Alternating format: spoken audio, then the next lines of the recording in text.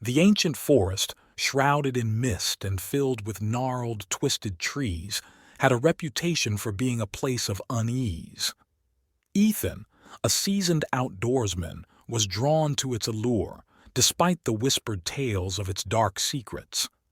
As he ventured deeper into the woods, the trees seemed to close in around him, their branches reaching out like skeletal fingers.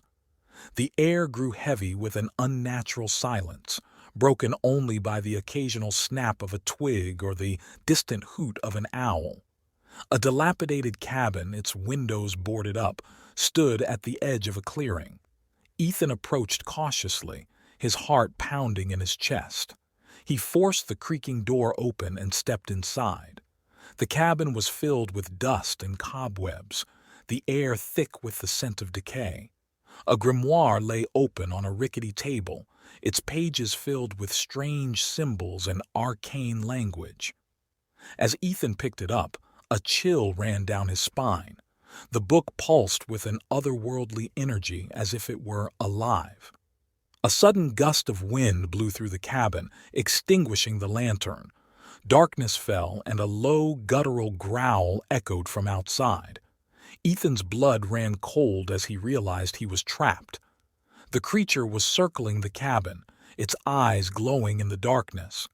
He could hear its claws scratching at the walls, getting closer and closer. Terror gripped him as he searched for a way out. He stumbled towards the window, his heart pounding in his chest. With a final act of desperation, he threw the grimoire out into the night. A blinding flash of light erupted from the forest, followed by a blood-curdling scream. When the light faded, Ethan was alone. The creature was gone, and the forest was silent. But as he looked back at the cabin, he saw a sinister figure standing in the doorway. Its eyes were glowing red, and its mouth was twisted into a horrific grin. Ethan turned and ran, his legs burning with exertion. He could hear the creature's footsteps behind him, growing closer with every stride. Just when he thought he couldn't run any further, he stumbled upon a hidden clearing. In the center of the clearing was a large, ancient oak tree. With a final burst of energy, Ethan reached the tree and collapsed against its trunk. He looked up at the branches, hoping for a sign of salvation.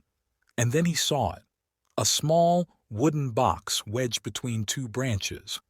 Reaching up, Ethan pulled the box down and opened it. Inside was a tarnished silver pendant, adorned with an intricate symbol. As he held the pendant, he felt a surge of power coursing through him. With a newfound determination, Ethan turned to face the creature, which had finally caught up.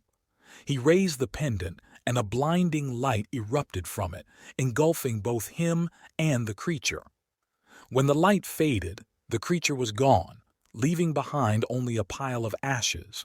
Ethan stood there, stunned. He had survived the forest, and he had found the treasure. But as he looked around at the desolate landscape, he realized that the true treasure was the knowledge that he had conquered his fear and emerged victorious. There was a forest that even the bravest avoided. It was an ancient, sprawling expanse of trees that blocked out the sun, leaving the ground below in perpetual twilight. Legend spoke of a dark presence that inhabited the woods, a man-turned-monster who had once been a hunter but had now become the hunted. The locals called him the Shadow Stalker, a creature of the forest who lived to kill anyone who entered his territory. The story began with a group of 5 friends, Mike, Sarah, Tom, Lucy, and Jake, who decided to take a weekend trip into the wilderness. They had heard the stories about the forest, but they dismissed them as just that, stories. Armed with camping gear and a sense of adventure, they drove deep into the woods, determined to spend a night under the stars. As they set up camp near a small clearing, they marveled at the beauty of the forest.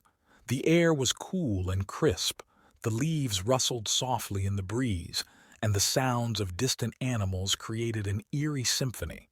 But as night fell, the forest grew darker and more menacing.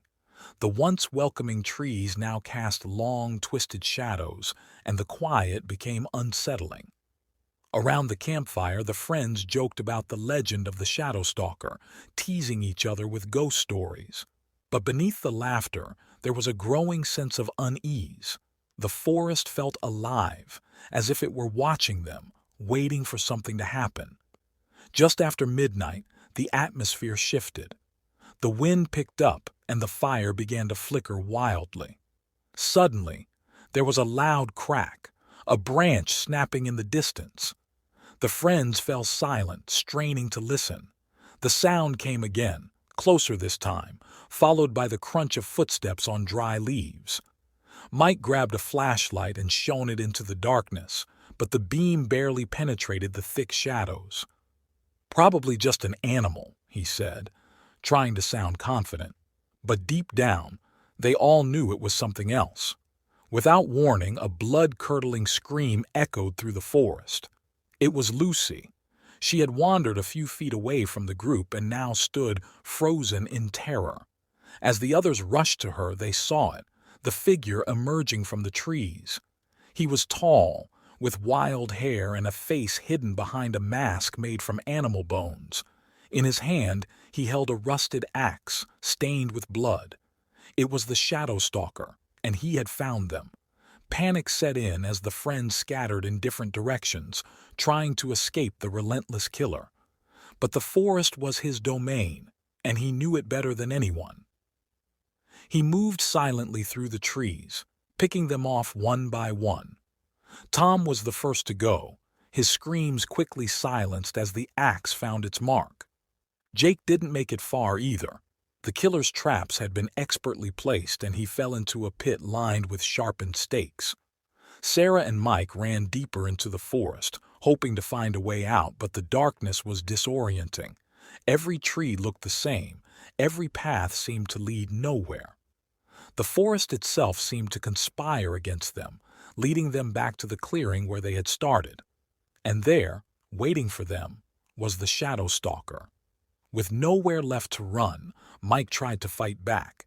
He swung a heavy branch at the killer, but the stalker was too quick. With a single blow from his axe, Mike fell, leaving only Sarah. She backed away, terrified, but there was no escape. The shadow stalker approached slowly, savoring her fear. But just as he raised his axe to strike, a sudden noise distracted him. In the distance, headlights appeared. Searchlights from a group of rangers who had been alerted to their presence. The stalker hesitated, then vanished into the darkness, retreating back into the forest. Sarah was rescued, but she would never be the same. The forest had claimed her friends, and the memory of the shadow stalker haunted her every waking moment. The forest remained a place of horror, and the shadow stalker continued to lurk within its depths, waiting for the next group of unfortunate souls who would dare to enter his domain. The forest is no place for the living. The shadow stalker is out there, hidden in the shadows, watching, waiting. The woods may seem peaceful during the day, but once night falls, they transform into a place of terror. Those who enter may never leave, for the shadow stalker shows no mercy and always claims his prey.